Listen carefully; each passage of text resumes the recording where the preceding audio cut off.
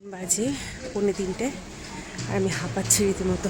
দোকান থেকে বাড়ি গেছি, গিয়ে স্নান টান করে এখন যাচ্ছি সরস্বতী ঠাকুরটা আনতে। আমি সকালবেলা গিয়ে সরস্বতী ঠাকুরটা আমি দোকানে কিনে রেখে এসেছিলাম, সাথে মাছ বাজার ছিল বলে আমি আজ সাথে করে নিয়ে যাইনি বাড়িতে। তো এখন নিয়ে যাব। বেসিক্যালি আমার জোর সরস্বতীর একটা মানত ছিল, যখন আমি স্কুলে পড়ি তখনকার। এত বছর হয়ে গেছে আমি দেওয়ার সুযোগটাও পাইনি। তো এখন আমি যাচ্ছি ঠাকুরটা আনতে। সকালেই কিনেছি, বাজার করতে গিয়ে দেখি একটা দোকানে খুব সুন্দর ঠাকুরের মুখ, প্রত্যেকটা ঠাকুরের ভীষণ সুন্দর ছিল। আমার সেখান থেকে দুটো ঠাকুর পছন্দ হয়ে যায়, যেহেতু জোর সরস্বতী পুজো তো দুটো ঠাকুরই কিনতে হবে। সেম কিনেছি, বাট কালারটা ডিফারেন্ট। তো বাইকে করে দুটো ঠাকুর আনা ভীষণ চ্যালেঞ্জ ছিল আমার জন্য। যাই হোক, মায়ের আশীর্বাদে আনতে পেরেছি। আর এই হচ্ছে সেই দোকানটা যেখান থেকে আমি মূর্তিগুলো কিনেছি।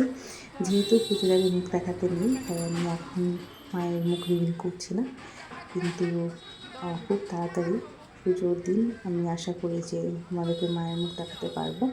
চলো, দেখা হচ্ছে তাহলে সরস্বতী পুজোতে।